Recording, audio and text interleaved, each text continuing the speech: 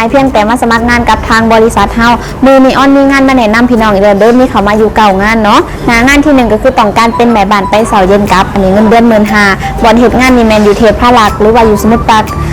ปราการเนาะเขางาน9:00 เลิกงาน 18:00 นาทีที่บ้านนายจ้างก็คือจะมีนายจ้างอยู่3คนแบบมีสัตว์เลี้ยงอันนี้ขอคนที่ไปเสาเย็นกับได้ส่วนงานที่2ก็จะเป็นแม่บ้านอยู่ประจำเนาะค่ะค่าจ้างในเงินเดือน12,000บอนเหตุงานนี่แมนอยู่บางหน้าที่บ้านนายจ้างสถานที่ทำงานอันนี้เป็นโรงแรมเนาะบ่ได้เป็นบ้านเป็นโรงแรมขอคนที่เคยมีประสบการณ์ทำความสะอาดในโรงแรมมาก่อนก็คือทำความสะอาดในส่วนกลางแล้วก็ทั้งหมดในห้องเนาะหลังห้องน้ำเช็ดกระจกเองต่างๆเปลี่ยนผ้าปูที่นอนก็คือหับอยู่1ตำแหน่งส่วนงานที่3จะเป็นแม่บ้านพี่เลี้ยงน้องอันนี้ค่าจ้าง14,000 ถึง 17,000บอนเฮ็ดงานนี่แมนอยู่ทวีวัฒนาเนาะที่บ้านนายจ้างก็คือจะมีกันอยู่6คนมีมา3ตัวขอคนที่บ่ยันมาเด้อ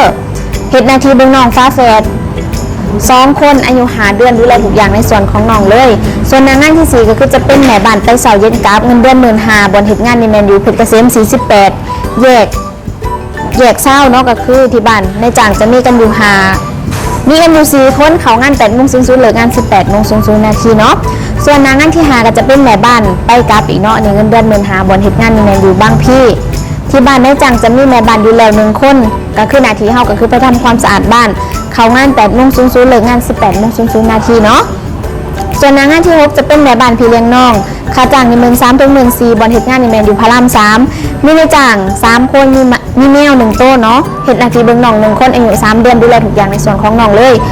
ส่วนงานที่7อันนี้จะเป็นแม่บ้านอยู่ประจำบ้านค่าจ้างใน13,000บอนเฮ็ดงานนี่แมนอยู่บางหน้ามีนายจ้าง4 คนบ่มีสัตว์เลี้ยงเนาะหน้าที่เฮาคือทำความสะอาดบ้านทั่วไปซักผ้ารีดผ้าส่วนงานที่8อันนี้จะเป็นแม่บ้านพี่เลี้ยงแม่บ้านดูแลคนสูงอายุค่าจ้าง14,000 ถึง 15,000เนาะบ่อนเฮ็ดเวียกนี่แม่นอยู่รังสิตมีนายจ้าง5 คนบ่มีสัตว์เลี้ยงเด้อเฮ็ดหน้าที่ดูแลผู้สูงอายุ1 คนอายุ76 ปีเพิ่นยังแข็งแรงดีเนาะเน้นอยู่เป็นเพื่อนส่วนงานสุดท้ายก็คือจะเป็นแม่บ้านพี่เลี้ยงน้องอันนี้บ่อนเฮ็ดงานนี่แม่นอยู่บางบ่อค่าจ้างนี่แม่น13,000 ถึง 16,000เนาะเฮ็ดหน้าที่เบิ่งน้อง1 คนอายุ1 ปีดูแลทุกอย่างในบ้านแล้วก็ในส่วนของน้องเนาะมีนายจ้าง3 คน